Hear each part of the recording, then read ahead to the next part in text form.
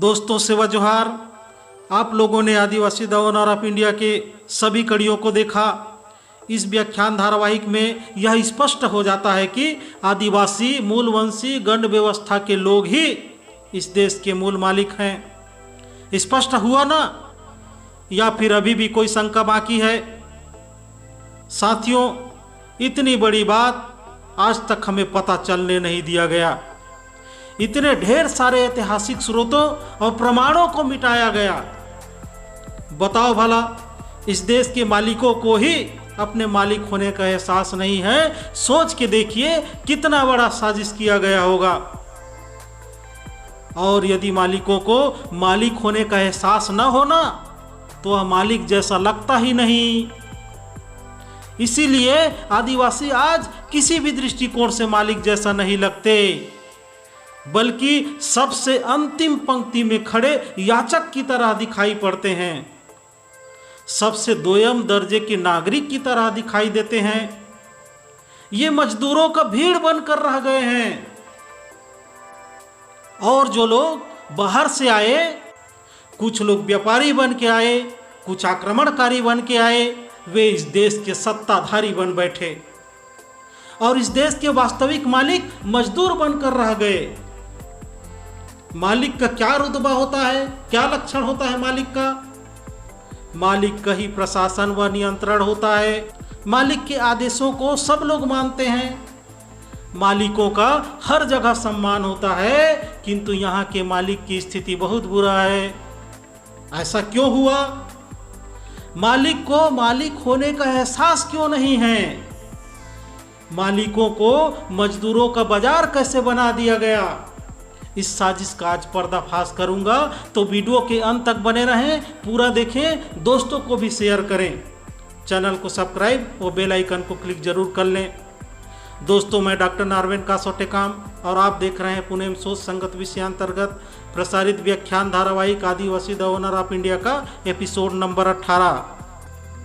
दोस्तों, यह हमेशा का इतिहास रहा है कि जो बाहर से आए हुए लोग होते हैं ना, वे स्थानीय लोगों की तुलना में ज़्यादा चालाक व शातिर होते हैं, क्योंकि उन्हें दूसरों के देश या दूसरों के प्रदेश में अपने आप को स्थापित करना रहता है।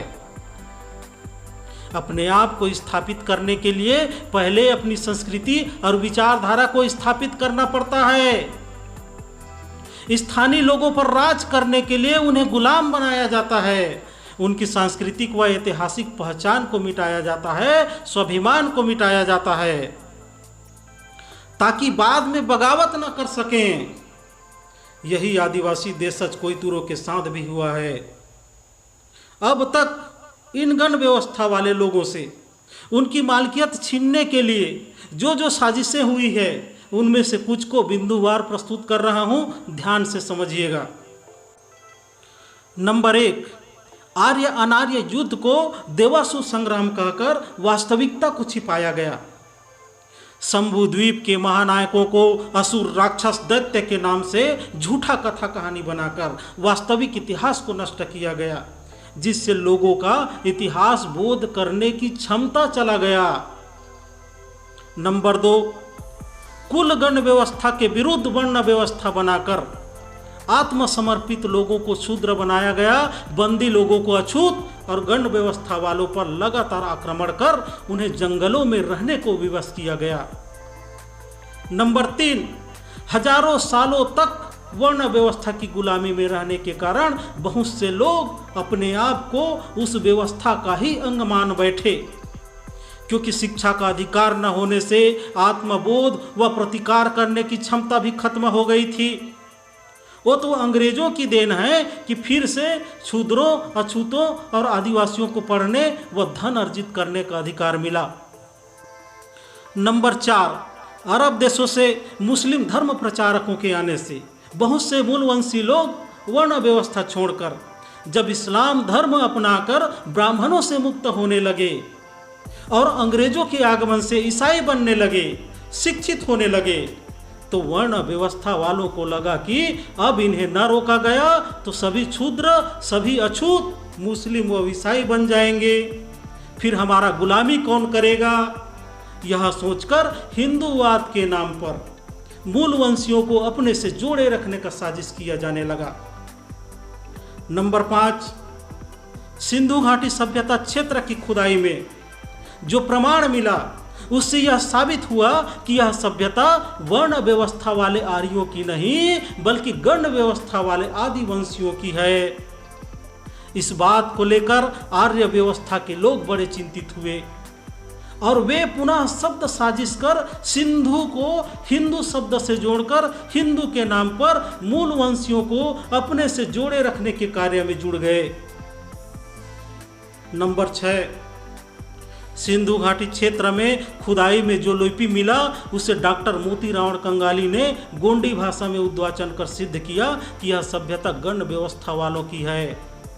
डीएनए रिपोर्ट में भी यह साबित हो चुका है कि ब्राह्मण यूरेशियाई मूल के लोग हैं, सिंधु घाटी सभ्यता के लोग नहीं थे।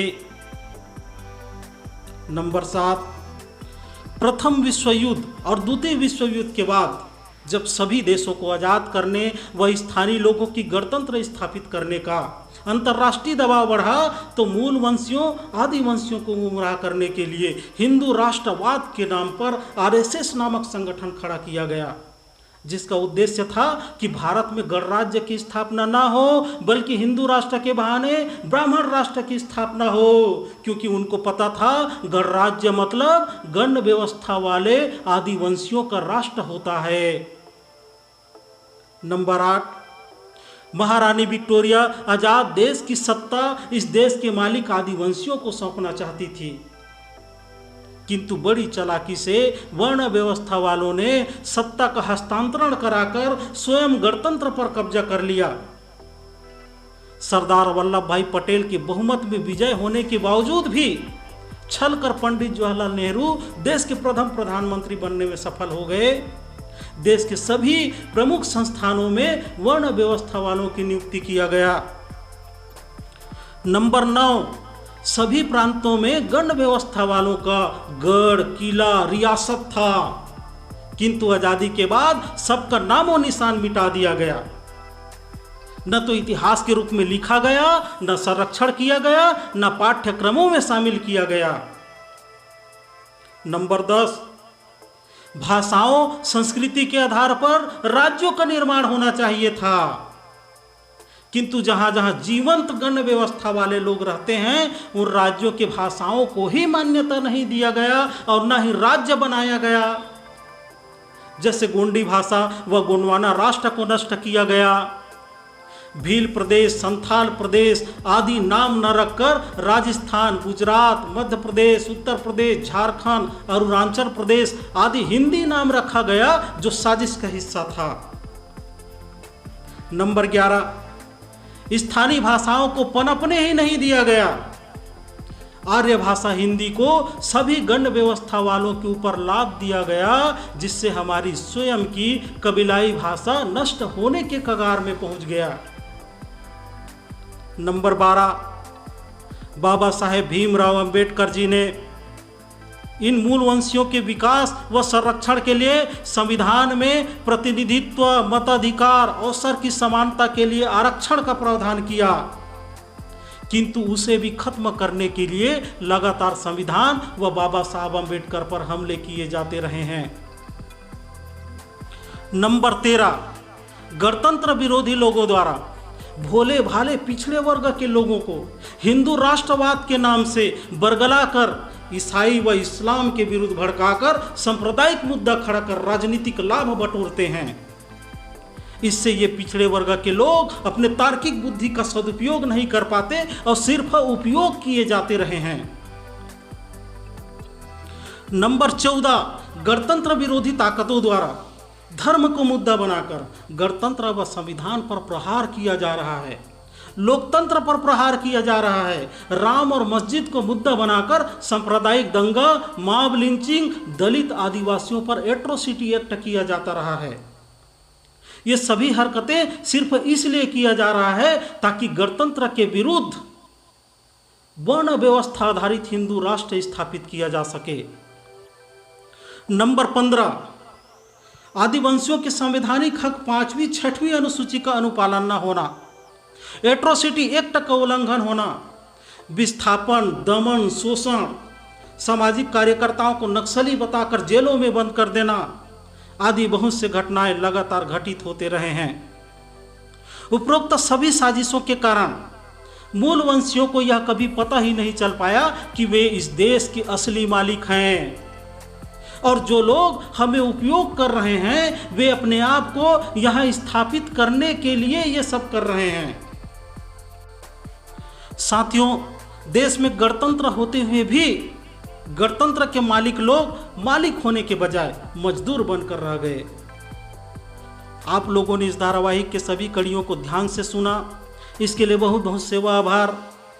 अब एक नए विषय धर्म पूर्वी दर्शन कोया पुनेम का व्याख्यान धारावाहिक लेकर बहुत शीघ्र मैं आपसे मिलूंगा। तब तक के लिए सेवा सेवा सेवा जोहार। देखते रहें यूट्यूब चैनल पुनेम सो संगत।